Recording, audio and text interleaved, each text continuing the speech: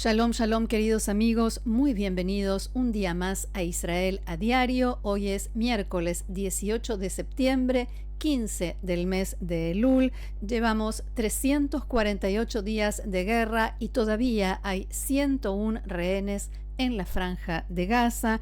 Y mientras todos los medios, todos los diarios de hoy hablan, y con razón, del Líbano, de Hezbolá, del norte de Israel, el ejército de Israel dio a conocer esta mañana que 4 efectivos de la brigada Givati del ejército resultaron muertos en el barrio Tel Sultan, en Rafah, en la franja de Gaza.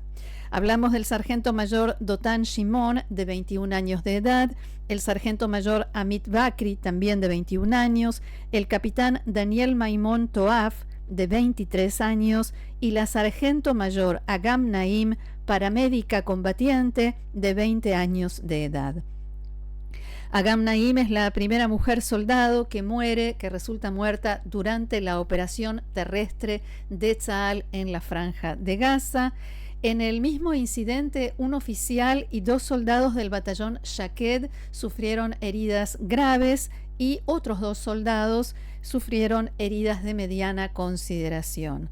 Los 4 combatientes resultaron muertos y los demás heridos por el estallido de una casa que había sido preparada como trampa explosiva, y si bien ellos trataron de verificar si había explosivos allí y lo hicieron por diversos medios, estos no dieron resultado, y cuando entraron en la casa los explosivos fueron activados. En otro incidente, un oficial de la unidad de reconocimiento de la brigada Givati resultó gravemente herido por el disparo de un misil, también en Rafah ayer. Y en la tarde de ayer, el Servicio General de Seguridad de Israel informó que había frustrado un atentado que se iba a cometer en los próximos días contra, abro comillas, una importante personalidad israelí del ámbito de seguridad que ya no está en actividad. En algunos medios dijeron que se trata de un excomandante en jefe del ejército de Israel, pero no está permitido dar a conocer más detalles. En el informe se dio a conocer que el tipo de explosivo que se utilizó es el que usa muy frecuentemente la organización chiita libanesa Hezbolá. El explosivo en cuestión tenía adosado un sistema de activación a distancia con un celular y una cámara para que pudiera ser activado por Hezbolá desde el Líbano. Los medios hoy citan antecedentes de este hecho que no se conocían del todo hasta ayer. En primer lugar, una explosión que se produjo en el Parque Ayarcón en Tel Aviv en septiembre del año pasado, y el atentado de marzo del año pasado en el cruce Megiddo, a 70 kilómetros de la frontera entre Israel y el Líbano, hasta donde llegó un terrorista de Hezbolá, hizo estallar la carga que llevaba y provocó heridas muy graves a un ciudadano israelí. Después fue atrapado y eliminado cuando intentaba regresar al Líbano. Pero aquí en Israel, aquí en Medio Oriente, cuando uno se siente impactado por una noticia y cree que ya nada más lo va a sacudir, llega una noticia de mayor impacto, una noticia que conmociona, y esto por supuesto nos lleva a lo que sucedió ayer en el Líbano. El Ministerio de Salud del Líbano informó esta mañana que hay 3.000 heridos hospitalizados por la explosión simultánea de cientos de dispositivos buscapersonas o beepers que pertenecían a agentes, a terroristas de Hezbolá. De esta cifra hay muchísimas versiones en los distintos medios. Vemos la tapa de esta mañana del diario norteamericano The New York Times, que dice que cientos de dispositivos buscapersonas estallaron al mismo tiempo en distintos lugares del Líbano y en algunas zonas de Siria, en un ataque aparentemente coordinado contra miembros de Hezbolá. A esta hora ya podemos quitarle la expresión aparentemente. Hoy la agencia Reuters habla de 5.000 dispositivos y que hay al menos 11 muertos y 3.000 heridos. Esa cifra de 5.000 dispositivos no la vi en ningún otro medio y en realidad no coincide con otras partes de la información. Hezbollah, por supuesto, acusó a Israel de haber orquestado el ataque y prometió tomar represalias contra lo que calificó de flagrante agresión. La oleada de explosiones,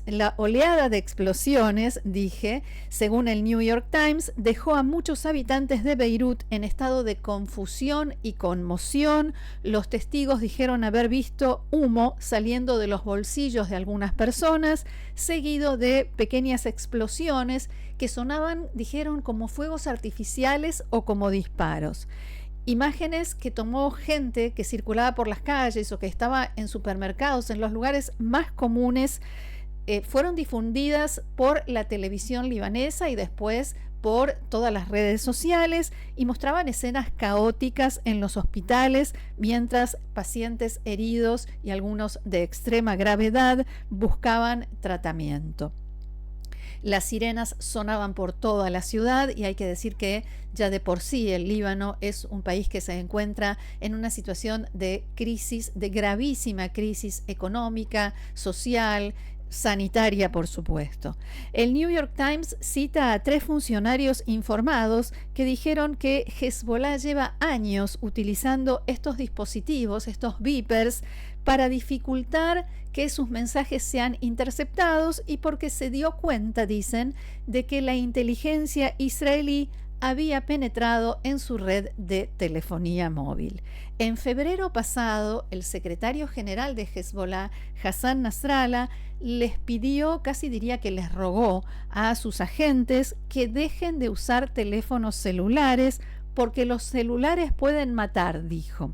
No uso mi teléfono celular desde hace varios meses, por el peligro que implica. En el mes de mayo, en otro discurso, Nasrallah volvió a hablar del tema, algo que ya en los medios libaneses se dio a conocer como la obsesión de Nasrallah con los celulares. Y en este discurso, el secretario general de Hezbollah llamó a los habitantes del sur del Líbano y a los agentes de Hezbollah a, abro comillas, guardar los celulares en cajas de hierro y tirar la llave.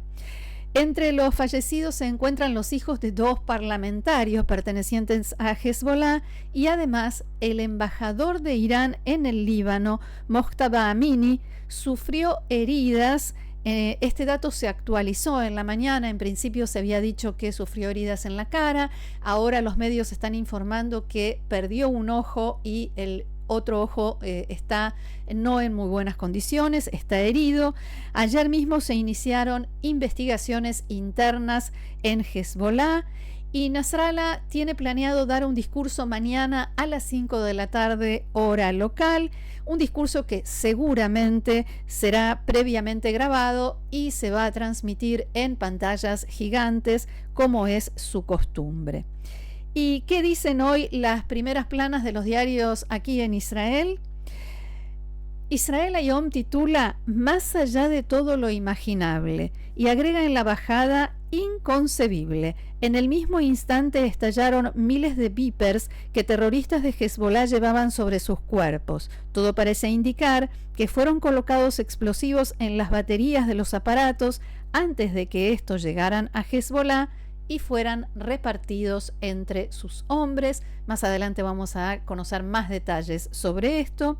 En Israel guardan silencio, casi todos, hubo un pequeño incidente, pero en general oficialmente no hay declaraciones y Hezbollah, por supuesto, amenaza con que habrá venganza. Ma'ariv muestra una calle en Beirut en la tarde de ayer y titula El ataque de los beepers. En la bajada agrega a lo que decía Israel Hayom otro punto, el caos en la organización terrorista Hezbollah, y dice que más de 4.000 de sus hombres fueron alcanzados por la explosión de estos dispositivos buscapersonas. El primer ministro Netanyahu y el todavía ministro de Defensa Gallant llevaron a cabo reuniones de consulta con los más altos mandos de las fuerzas de seguridad. En el diario Yediot Aharonot de hoy, el periodista Ronen Bergman cuenta que en el mundo de las organizaciones de inteligencia esto se llama botón. El artículo lleva por título "El dedo que apretó el botón". ¿Por qué? ¿A qué se refiere? A la preparación de una acción, un medio que en el momento en que se decide, incluso pueden ser años después, todo lo que se necesita es apretar un botón para que se ejecute, para que se ponga en marcha. Como podría ser, por ejemplo, el envío simultáneo de muchísimos mensajes a dispositivos buscapersonas. Según el sitio Monitor de Medio Oriente, ayer, 17 de septiembre de 2024, no era la fecha para la cual estaba planificada esta acción, supuestamente por Israel, que no ha reconocido ser el autor de este operativo.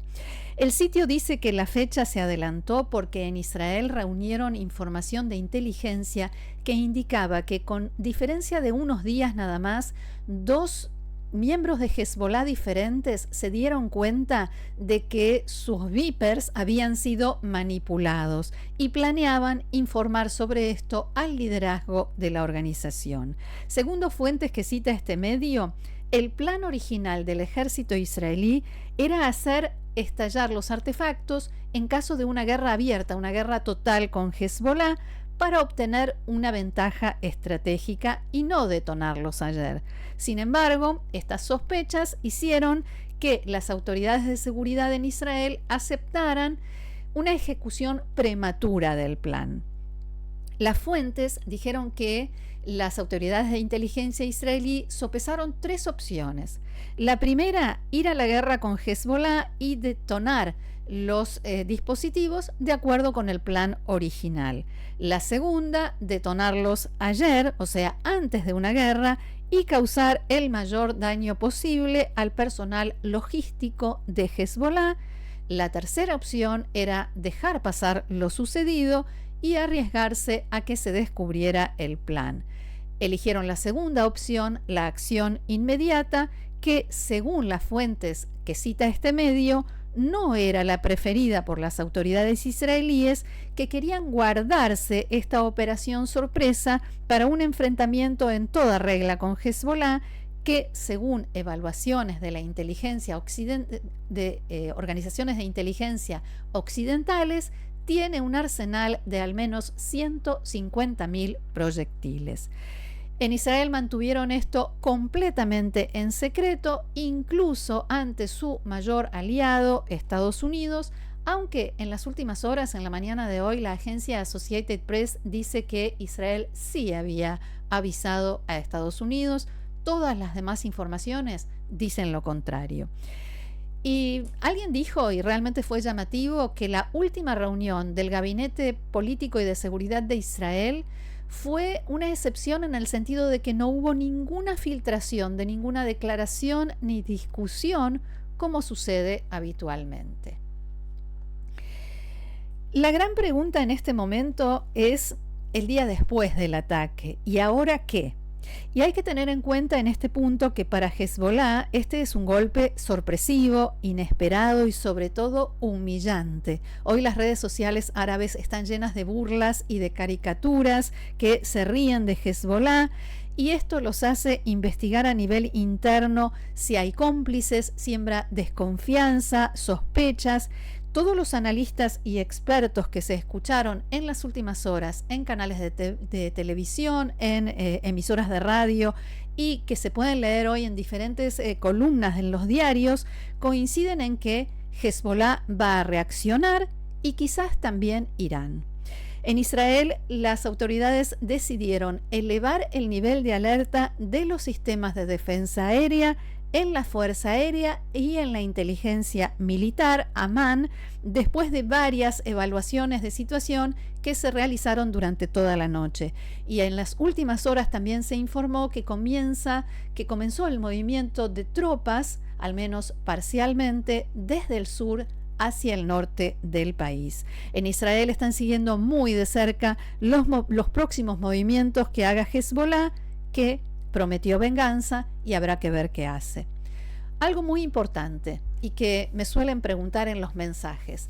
Picud Aoref, Defensa Civil, no hizo ningún cambio en las instrucciones a la población civil de Israel. ¿Qué significa esto? Como siempre, si suena la sirena, hay que ir al cuarto protegido, a un refugio o a la parte del edificio donde están las escaleras, donde tengamos un lugar bien protegido y, si es posible, sin ventanas. Y después de la sirena, quedarse 10 minutos dentro del refugio, no salir a mirar, por supuesto no salir a la calle, no tocar ninguno de los trozos de misiles que quedan esparcidos. No hay órdenes específicas de guardar comida o llenar el tanque de gasolina. Ayer a la noche ya había fila de autos tratando de cargar el tanque de nafta. No hace falta. Si a alguien esto lo deja más tranquilo, de todos modos ya teníamos paquetes de botellas de agua mineral y conservas en los refugios, pero si esto da tranquilidad, no si genera histeria, a menos que las instrucciones cambien, que por el momento no han cambiado.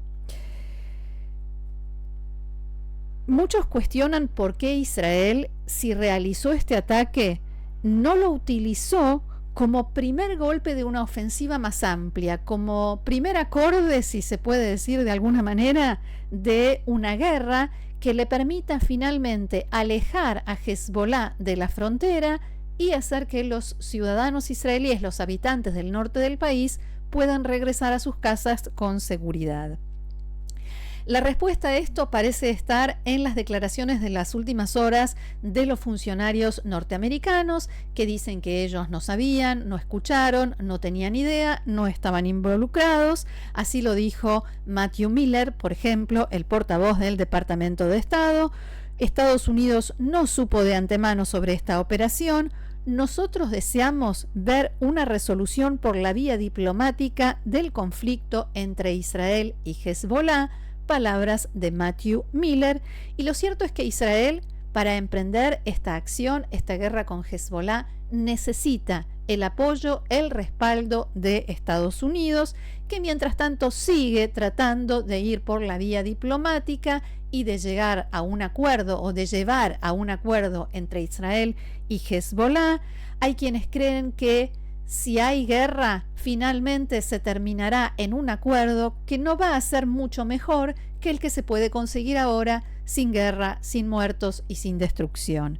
Y que, por sobre todas las cosas, la Casa Blanca, el gobierno norteamericano, no quiere que esto afecte la campaña electoral y las posibilidades de la candidata Kamala Harris de ser elegida como próxima presidente de Estados Unidos. Otra gran pregunta, yo diría la pregunta del millón.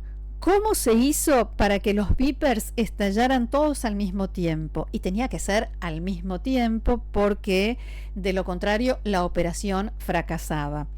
Haciendo una compilación de todo lo que se informa en este sentido hasta esta hora, en el New York Times, que trae una nota muy amplia sobre este asunto, y otros medios internacionales y de Medio Oriente, los siguientes datos, que en realidad son informaciones de medios, especulaciones. Israel colocó los explosivos en un lote de dispositivos buscapersonas fabricados en Taiwán y vendidos a Hezbollah. Los explosivos fueron implantados junto a la batería o dentro de la batería, en este punto hay distintas versiones, de cada uno de los Vipers con un mecanismo para detonarlos en forma remota.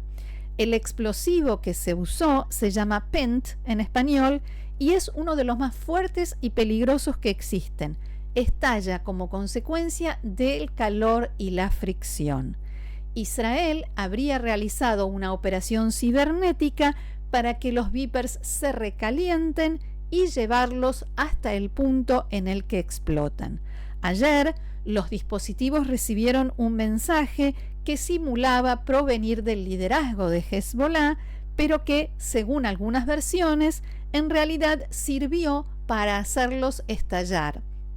Hay otras versiones que dicen que los Vipers estallaron por el calor y que en realidad el mensaje sirvió para que los terroristas de Hezbollah tomaran en sus manos el Viper, los miraran, los tuvieran cerca en el momento en que estos iban a estallar.